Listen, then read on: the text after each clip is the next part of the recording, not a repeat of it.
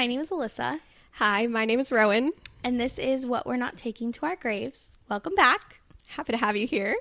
Today we are going to be talking about Rowan. We're going to talk about all the things that have happened in your life so far that have kind of shaped the way you see the world and how your brain ticks. You ready? I think I'm as ready as I'll ever be. Okay, cool.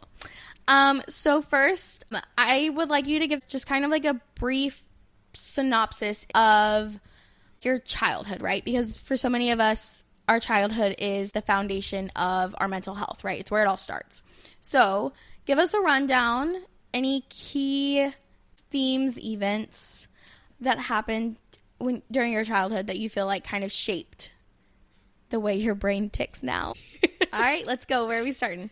I feel like it's so hard to sum up all the things you've been through, the trauma and experiences you had, and the person it makes you today.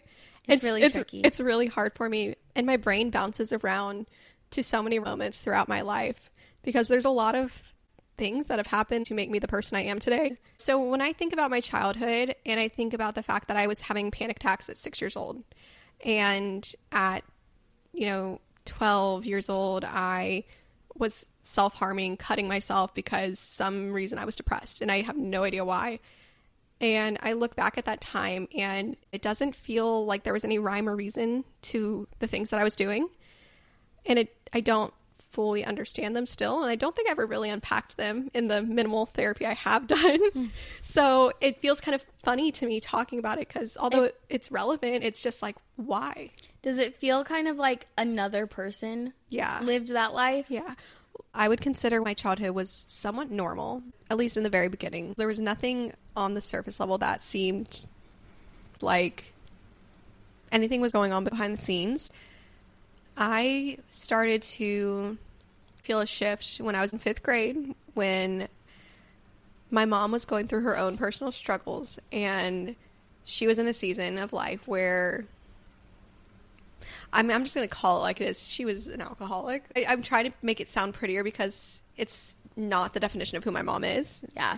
But at the end of the day, she was dealing with her own demons, trauma, whatever you want to call it. And it was extremely hard on me at that time because, one, I'd always been very close to my mom. We always used to say when I was a kid, she'd always call me her puzzle piece because we just like fit together. And that's really cute. It's really cute. I was a mama's girl. So whenever she was going through that time in her life where she was not able to show up for me the ways that I needed, it started to really root inside me kind of this abandonment wound, I think is what we would call it. Probably what Cheryl would call it.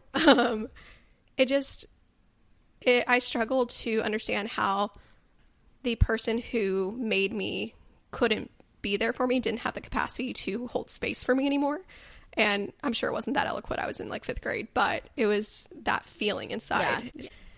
There were so many times where she wouldn't come home when she said she would, or she would promise to run out the door and be back with dinner, and then it would be 11 o'clock at night. And this one specific instance that I recently told you about, which I think you're going to remember, is I was a big Twilight fan back in the day, like wanted to be a vampire. So. Like was biting people? If we're going to tell the truth, we're going to tell the truth. Yes, I was in like 5th grade. I really love that for you. Anyway, yeah, no, I wanted, and the reason this is relevant is that I was supposed to go to the book premiere of Breaking Dawn when it came out.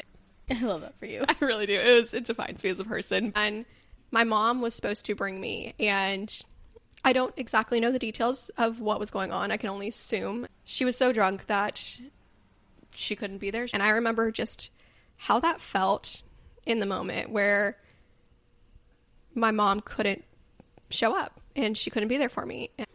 And it's always hard to talk about because it does not define who my mom is as a person. That was a time in her life before then, amazing mom, and she's still an amazing mom. Yeah. She's a person who's always been there for me in spite of that time in her life. But I think it happened at a time where I really needed that stability. It just rooted so deep inside me. If my mom couldn't show up for me, or, the person who gave birth to me didn't have the capacity to be there for me, why would anybody else? And so as I grew up and, went through my youth and into my teenage years, I carried that with me. It was always in the back of my mind. And I feel that it had a strong hold on me as I entered into relationships and friendships. But I think that any child would have. For sure. Yeah. I feel like that would have been very hard for any child to not absorb so strongly. Yeah. What about your dad? Oh, that's a good one. Thanks for that. Yeah. You're welcome. Thanks. My father was a provider through and through. Definitely the typical family model. Yeah. Where dad works, mom stays home. And although I'm so grateful for my father for the sacrifices he made, he was very rarely physically present. And when he was home, he wasn't emotionally present. There were moments, of course. Yeah. But when my mom was doing her own thing over here, we didn't have stability on the other side with my dad either. Yeah. It was all up in the air. No, that would be really, really hard. And I'm not trying to make it sound like it was my whole childhood. But I feel like it doesn't have to be. When you're a kid, each day feels so big and so new. And so, like, when these things happen, even if it was just 6 months of your childhood that this was the family dynamic, it's still, to you as a 10-year-old, world-changing.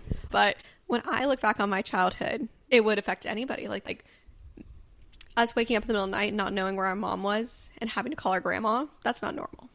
Yeah. I think I just always felt a little bit empty inside. I still had anxiety, and I was still dealing with the depression from when I was a little younger. It never fully left me. I feel like these things were just kind of always around me. I tried therapy when I was in high school, and it was definitely one of those therapists where they're like, and how does that make you feel? And you're just kind of like I'm wasting time and money. Yeah, like I don't know what you want me to say here. I'm 17. I had no idea what to say. And I felt like we almost sat in silence for an hour every time I went to see her. So that wasn't very helpful. And whenever I got to the end of high school, I was starting to feel a little lost, as a lot of us do. I had no idea what the fuck I wanted to do with my life. And, I saw all these people that were our age saying like, oh, I'm going to go to this school, or I'm going to study this and get my degree in that. And I just was like, what do I want to do? And so I made the decision to go to Bible college. As one should. As one should. Because what else are you supposed to do? And, at that point in my life, I've always been a Christian. Always loved the Lord, always, big fan of Jesus. And that just felt like the next logical step. If I don't know what I want to pursue for a career, I'm going to go learn more about the Lord over here. And then I went there, and it was traumatizing on so many different levels. And that is a much larger story that I probably can get into right now, but it was so awful. And there was a lot of deep religious wounds that were made there. And it pushed me so far away from, I don't know, I guess the religion, but the fact that I still believe in God after all the shit I went through there is honestly impressive. So whenever I decided that I couldn't do that anymore at Bible college, I came home, and at the time my dad had moved his fiance's son into my room. So I no longer had a place to live. We could kick the kid out and put him on the couch, but that didn't really feel fair. He was like a 15-year-old boy. So I'm like, respectfully, you need the room more than I do. And I didn't know where I was supposed to go. And I decided to move in with my son's dad. And as a lot of people can probably relate to, even if you have some religious trauma and you're kind of feeling like, I guess, unsure, you're, questioning some things, the big core values don't just like automatically leave you. Yeah. And so moving in with my son's dad at that time, I think I was 19, and it was still very much ingrained in me that I could not live with someone before marriage. I think I was still waiting for marriage at that point. I mean, I didn't end up waiting for marriage, but I think the intention was there. Yeah. It was still very much like, I'm waiting for marriage. I can't live with you, all this sort of stuff. And during that season when I had left school and come home and moved in with him, because I think we had only been dating like 3 months. It was like 3 or 4 months. That's right. Yeah. So I just remembered that first month being home a big darkness just came over me, and I felt more depressed and anxious than ever. Honestly, a lot of the things that I went through at the school just kept like coming back to me. A lot of it was end of world trauma. If you know, you know. Rapture, good old time. That is one of your biggest things. It was one of my biggest to this day. Yeah, no, it was bad. So because of all that, I was trying to figure stuff out, and I get through this first month and I decide, okay, I can't do this anymore. I can't live with you. It's against who I am. Like, I want to do this the right way. I'm gonna move out. He was like, if you do that, we're gonna break up. So naturally I decided I couldn't move out because I didn't want to break up, not at that point at least. Which is wild because that should have it should have been a red flag. It should have been like the red flag to end all the red flags. Yeah. But I feel like because I was going through such a transitional time already, I was just looking for something to cling to. And 19-year-old Rowan was like, okay, but I can't live with you and not be married. I'm in love with you. Let's get married. And within, I think, 3 months, we were engaged. I mean, kudos to him for listening to you. Like, I mean, I'm sure I didn't say exactly like that, but I was pushing for it. I know I was. That's so crazy. I truly felt like I couldn't live in sin. I couldn't go against all the things I was planning my whole life to do. I was really set in who I was as a person. And although I had broken some of the promises I made or whatever you want to call it, it was basically like I was trying to right the wrong. I just needed to fix it. I need to, all right, well, we already had sex. We're already living together. But like once we get married, clean slate, we're good. So let's do that now. And so I think we were engaged within 7 months of knowing each other and then married within a year. Kind of impressive. I mean, locked it down, I guess, but you did. For what reason? Couldn't tell you. Religious guilt. Literally. That was the reason. Oh my gosh, yeah. But that time in my life was rapid and there was a lot going on, and I wasn't even trying to really heal from some of the things I'd experienced. And I think that just exacerbated everything I was going through. And I will say for the first few years of our marriage, things were good. You know, things were okay. I mean, look, in hindsight, you can always look back and see the red flags. I know. But I'm saying from my point of view, 19-year-old Rowan who got engaged at the time, things were okay. And it wasn't until my son was born, which was, I think, about 2.5 years in. I got pregnant within the first year of marriage, so I'd have to go back and look at the dates. But roughly 2.5 years in is when he was born. So it wasn't until he was born that things kind of took a turn for the worse. I don't know why it's still hard for me to say. It took me a long time to admit it to you even, but that's when things started to become abusive. There were so many things that happened in that time frame, and it starts slow. It started so small with not caring, neglectful, whatever you want to call it. It was almost like he resented me for having our son, even though to everybody else he was like presenting as this awesome dad, you know. He fooled a lot of people. He fooled me even respectfully. He's very charismatic. But it was things like that just kept building. And then it started to be more about me. Not only was he not wanting to help take care of our son, but I wasn't doing a good enough taking care of our son, or I wasn't doing all the things that I needed to do. And it turned into name calling and putting me down for no reason, essentially, and making comments about my appearance and my weight. I remember the first time I told you this, how mad you were. Like, I'm so glad you're going to say these words out loud you to are? Someone else. Okay, good. I think Preston was like 2 or 1.5, and I was getting to the idea of, hey, I think I want another kid because, you know, we all think we want children close in age. Mm-hmm. And at the time, he decided that if I lost 30 pounds, then we could have another kid. So I got to work and I started to lose weight. And then I lost the 30 pounds. I was like, hey, like, can we have another kid now? He's like, nah, you need to lose more weight. I wasn't good enough. And it really just put me in a very hard place because when I got married, I never anticipated getting divorced. I truly thought it was forever. And then we're 4 years in, and it feels like nothing I can do will make this marriage work. I decided I was going to keep trying because that's what you do. You don't give up on marriage, but they're always telling you how love is a choice. So you have to push through. And I don't know. I want to say some things, but I also don't. I don't know if I should. I feel like I worry about talking about his father, even though there was a lot of really awful things that he did to me. You know? I do. I don't know. I kind of do the same thing, though. Yeah. But also rewinding a little bit before I decide if I'm going to share more intimate details. I struggled so badly postpartum. I started to have hallucinations at one point from lack of sleep and honestly probably being unmedicated for depression, anxiety. Like there was probably a lot of factors.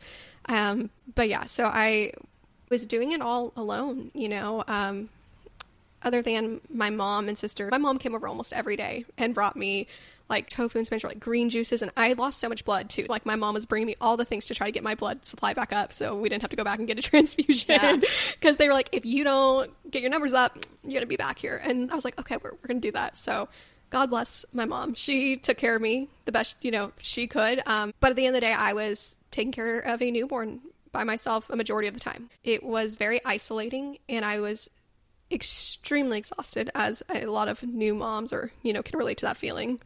And it's the first time you're doing it. You have no idea what the fuck you're doing. And so whenever that moment happened where I started to hallucinate, it freaked me out so bad. And there was nothing I could do about it. I don't have a story to share with that. It just was scary.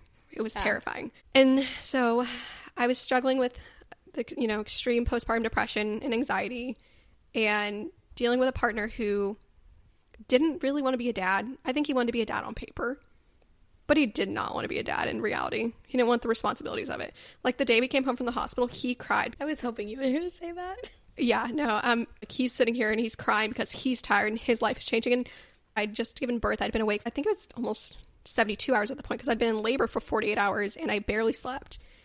And then we'd come home, the 24 or 36 hours later. And I really needed to sleep.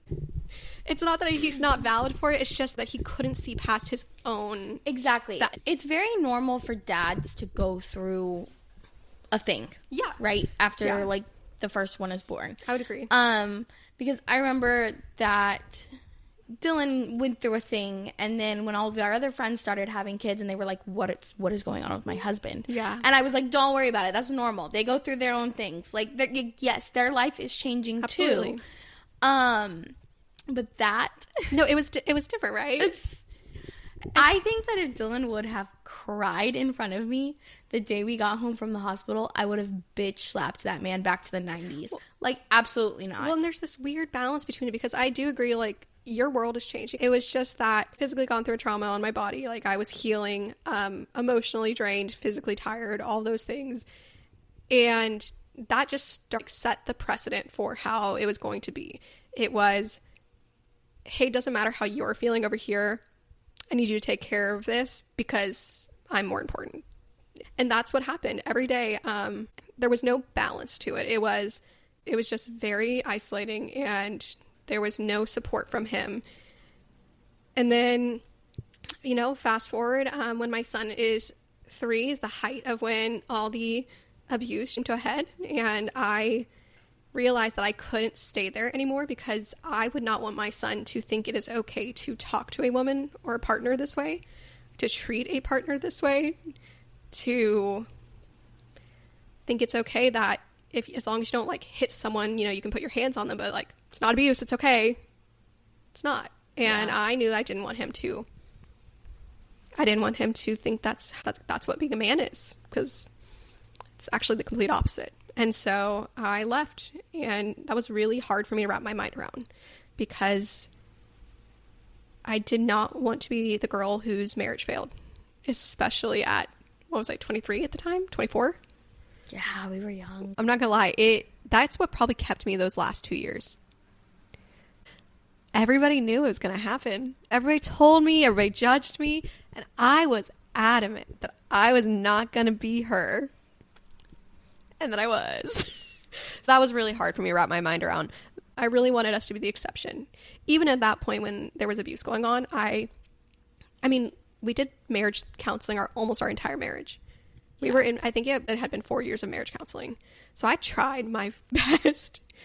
You know, like, I just believed that maybe if he wanted to change, things would. But anyway, I left, and at that point, I still didn't have the strength to just say I'm done. Yeah. And I was still unsure, I guess, to some degree, because I didn't like the story it told. I didn't like the way it looked to outside people, and I still wasn't able to just not care what people thought anymore. Well, and also I remember you told me one time during all of this, and it was like when you went back, and you were like, I have to be able to say that I gave it everything I had. Yeah. Before I can finally walk away like with my head held high. Yeah. It stuck with me. It was really good. It's fair. So we spent I think we spent about 8 months apart at that time, still in counseling. And eventually one day he called me and he said, either divorce me or come home. I said, oh, fuck. I don't know that I'm ready to, like, officially get a divorce. That feels pretty heavy. For, you know, I wasn't there yet emotionally. Yeah. And so I said, okay, come back. And so I did. I went back, and I lasted like 3 months. It was really short. Maybe it was 4. I'd have to go look at the dates, but it was a very small amount of time before we decided it was over. And so we separated. I left within, I think, like a week or two. It was really fast. I remember because I came over with all the kids. Yeah. And we threw a room in the playroom and said, have fun. And we packed up all your stuff. But then he decided he didn't like the way a divorce looked because it didn't present well with his, like, nice guy, great dad, amazing persona that he had. So he then started telling people that I decided to leave him because I fucked his cousin and cheated on him. He sure did. Sure did. Which, let's set the record straight. Yeah. Finally. Oh, yeah. What's the record? Rowan, did you fuck this man's cousin? At this point, I wish I would have. I wish you would have too. At this point, I wish I would have, for all the stress. I really hope also that the cousin listens to this and knows that is being said about him. You can just send him the clip. Maybe I will. But yeah, no, he decided to victimize himself. And it was the time where I had to finally accept, like, okay, I'm going to be the bad guy. And I tried to do the nice co-parenting thing at first. And he just kept pushing and harassing. Like, he would be calling me on the nights that he had our son. And if I didn't answer his call, he would be spamming me and leaving me voicemails and texting, like, who the fuck are you with? Like, things like that. Like, just insanity. And I just wanted to be so done with all of that situation. But I still feel like I can't talk about my marriage without being protective of Preston. And do you think that you're still scared of him?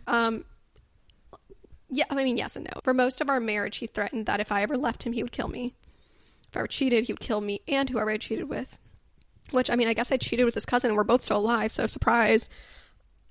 Stop, I wasn't prepared for that to come out. Towards the end of our relationship, he'd always tell me if I left him, he would take Preston. I would never see him again. It was all these threats. And it's almost like he knew for a long time that this marriage was going to end in divorce. Yeah. And I think those threats were in the back of my mind for a long time, and sometimes they still are. Henry has honestly given me a lot of strength in this situation.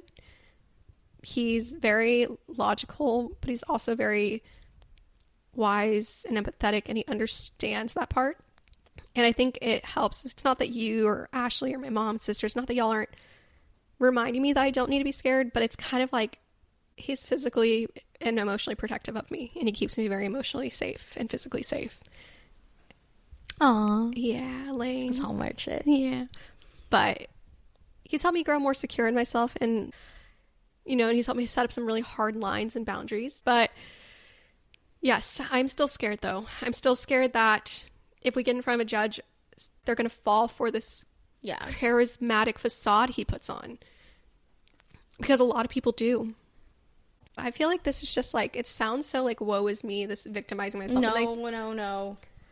We're not doing that. No, but I'm not. Okay. It's not woe is me. It's your story. Okay. It's not victimizing you. It's stating what happened to you. Yeah. It's not making you out to be a battered, abused woman. It's telling your experience. Think about how your divorce gave me the strength to be like, okay, I just watched Rowan do this front row seats. I can handle that.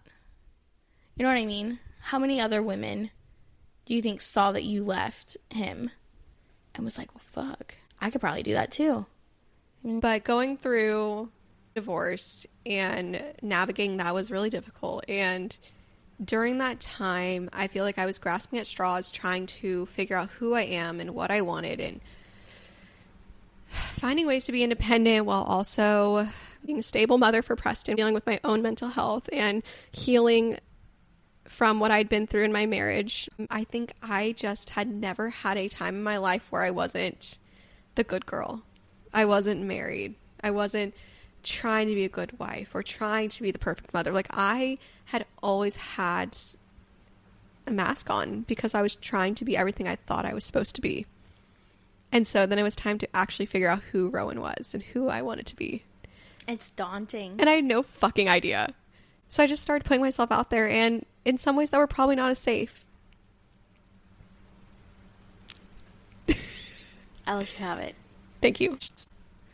You actually sat down and said the words that you're going to say to anyone other than, like, me and Hank? Ashley, yes. You know,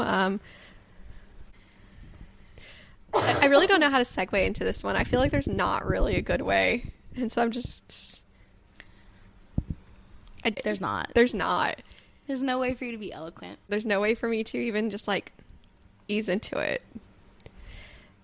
But at the height of getting divorced and dealing with... I don't even like the word. I don't like it. I don't We've like been through it. this. I don't like it. I don't like it because if you say I was sexually assaulted, it sounds so proper. If you say I was raped, it sounds so graphic. I don't. Okay. I don't know another way to phrase it, though. So here's the thing, is that I have always seen it as saying that you were simply assaulted takes the blame off of him. Not completely, but it's less aggressive of a word. As you said, it's more proper. And so it makes him less at fault. When I hear the word rape, I don't associate it with what happened to me. In my head, it was my fault. I put myself in a position that was unsafe. And it's harder to wrap your mind around because it's not so cut and dry. If you'd come to me and said that, I would have 100% say that it's not your fault, just like you were telling me. But when you are the person in that situation, when it's such a blurred line, it's harder for you to accept. Yes. I can understand how emotionally it's hard for you to... Because what you think is you being logical right now with these statements is you feeling guilty and blaming yourself for an incident that you didn't cause. What happened to you was not your fault. And I would agree with you if it was anybody but me. But I'm going to fucking go. We're still healing from that one. No, but so what happened, and I'm not going to get into the super hardcore details, but I was taken advantage of, regardless of the situation. And it feels really good to hear you admit that. Well, the point I'm going to get to is that I didn't recognize it at the time. I mean, I think a lot of women can relate to that experience where we look back and we're like, wow, something bad could have happened. Yeah. It's when you look back in hindsight, you're so grateful. But then there's the one time where you realize, oh, this is what I was scared of happening. And you're almost in disbelief. It doesn't feel real. And this is part of why it's so hard for me to understand, because when you hear about assault, when you hear about rape, there is usually like, I'm scared for my life. And in some ways, I was scared, and that's probably why I was nicer about the situation. You know, I'm trying to give myself grace or credit. No, or 100%. Say, but I wasn't in immediate danger that I could see. This man would not leave my apartment, but not because he was being aggressive or anything, but because he didn't have a ride home. And I had to drive him back to his hotel after what happened. And I know You remember this because I do, because you sent me a text. You said something like, LOL, I think I just got raped. Then you sent me a voice message and you said, I just drove my rapist home. And I said, ma'am. Look, we cope with humor. We cope with humor. And then I went home and I was sobbing and she was asleep. And somehow she had woken up when you called me before you even listened to the voice message. Like, what's wrong? And I was like, I'm eating Oreos. I was eating Oreos at, I think it was like 4 a.m. And I was like, it's fine. Like, I don't, it's so funny to me because it was just so like, in the moment you were like, something's wrong. And I was like, it's all good. You just disassociated from that. I really did. For so long. And I still do a little bit because it's not that I don't take it seriously. It's not that I wouldn't take somebody else who is in my shoes seriously. It's more just that when it's me, it's not real. And I was already going through so much at that time. And I didn't have it in me to deal with another thing. That's so valid. I didn't have it Which is why I let you have it. Yeah, you did. I mean, I did press you were there it for me. I did press it about 6 months in. I said, hey, are you ready to dish that one out real quick? And you were like, nope. No, I wasn't ready, and it took me a while to even see it as what it was. I had an inkling. I definitely did. I knew somewhere inside what happened was not consensual and it was not okay, regardless of the blurry lines that were associated with it. Yeah. It took me a while, but I do remember I did call you one day and I was like, I just realized that I said no 5 times. I said no 5 times. And you're like, you did. And it just hit me. I was like, it wasn't my fault. It really like makes me cry. I'm about to cry too. Stop. Because don't look at me. It took you so long to get to that point of even being like, something bad happened to me. I didn't want to just be another statistic. I know. And I know it sounds really awful. And I'm sorry if that offends someone. But I feel like anybody who goes through it can understand that feeling. We all know how often it happens. And it's heartbreaking every time you hear about it. And when it happens to you, you don't want to believe it's true. You don't want to believe you're another one. And it took me so long to actually admit, like, hey, you said no. That means no. Stop. I'm already going to cry. Don't look at me like that. You can't cry. You're the strong one. Not when it comes to you. So, great. Nice. I think, like, as I've been talking about all these things that happened in my life, like, I'm so far removed from them now, but unfortunately, this situation was only 2 years ago. Yeah. And it's still very relevant for me. We've had this happen where we talk about body count. I'm like, oh yeah, 4 people, 5 of you got my rapist. And like, that's so bad, but it's the only way I can laugh through it sometimes. It also happened in that season where you were so worried about your body count. And I remember you crying to me one day and you were like, do I have to count him? And I was like, absolutely not. Absolutely not. He doesn't count. So it was a dark time, man. The only way through was through. And it's like, I wish I could go back and like better articulate those past parts of my life. They shaped me. They, put me in a place where I accepted certain things that happened to me, but it pushed me so much further down this hole of all the things I was already dealing with. And I'd already been struggling with my anxiety and depression, going through this divorce and figuring stuff out. And then when I didn't deal with those feelings right away, your girl went off the deep end, because that was the first time in my life that I remember actually wanting to die and actually wanting to kill myself. I remember one day I was sitting in my apartment. I remember feeling like I want to do this right now. And I somehow gained the strength, courage, whatever you want to fucking call it, to get my ass out the door, into my car, and I drove to your house. And I just walked in, and I got in her bed, and she was like dazed and confused. And I was like, I was going to kill myself, so I'm here. I think it was something like that. I was like, and I said, okay, I'm awake. Like I was like, I really want to do it this time. Not like in a haha, I want to die way, like a real, yeah. And I think that's when you were like, hey, homie, let's call someone. And it really helped. Having you there to push me, because I didn't want to deal with any of that, was what I needed at that time. So I'm really grateful, because I would have pushed it down for much longer.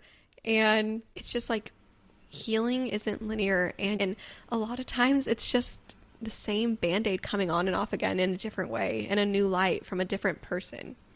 You know, like those deep wounds, they show up in different ways in your life. So I don't know. That's I love you. Why? Why in this moment? All things. But to wrap this side of me up, through this process and the last couple years, I've also been able to get the diagnosis of borderline personality disorder, which was a big one for you. I remember you kind of struggled with that. I did, because there's some parts of it that don't align. But that's with every diagnosis. You know, you don't have to have every check mark. But it was hard for me, because my therapist was the first one who brought it up, and she was so sweet about it, because her and I are wired very similarly, so she knows how to approach subjects with me. And she was like, hey, I'm not saying this is true. I'm not saying you have this, but I think it might be worth exploring. And I was just I'm listening. And she just explained to me that my rejection and abandonment sensitivity, for specifically, really go hand in hand with borderline for a lot of people. And there's a lot more to borderline. That would be a whole thing to explain. But I feel like it was very hard for me to understand that maybe there was more going on with me, and that I wasn't just broken. Because respectfully, a lot of people struggle with anxiety and depression in many different ways. Yeah. But not everybody reacts or feels the situations the way I do. There is this like cookie cutter version of mental health. And once you get one of those diagnoses? Sure. When you get one of them things that's kind of outside the norm of anxiety or depression, it's a hard pill to swallow, literally and figuratively. It is. But at the same time, I actually was so grateful. I finally felt seen. I finally felt like I'm not just broken. There's a rhyme and reason to why I feel the way I do. And I'm not some like undercover narcissist like my brain tried to convince me when I was getting divorced. Like, you know, I'm not some just crazy person who doesn't have an emotional grip on life. I feel deeply, and I'm sensitive for a reason, and it can actually be a strength if I let it. Even though that sounds really lame saying out loud. It does, but it isn't. Debatable. It's the truth. I feel like that's it, right? I think you did it. Oh, you feel good? No, I want to cut all that first half out. All right. Well, that's it. Thank you for listening. I think that's going to be it for today. I don't know why I thought I was supposed to say something, and it like I was kind of waiting for you to say something. I know. I was like, oh, that was a pause. We really appreciate you guys, and we're so excited to be here sharing our stories. But we'd also love to hear from you. On our website, ourgravespod.com, we have a contact form where you can go and submit your stories, topics you want us to discuss, and you can do this anonymously or not, whatever you want. But we just, we feel like there's so much more than us. Much as we would like it to, the world does not, in fact, revolve around us. Her Libra would really like that too, to be the truth. Or no, her Leo moon. My rising Leo. It's a Virgo moon. Calm down. Sorry, I don't fucking know yours. But it's so embarrassing. It's like I'm not your best friend if I don't understand it. I'm sorry. Yeah, the Leo in her would really love it too. So yes.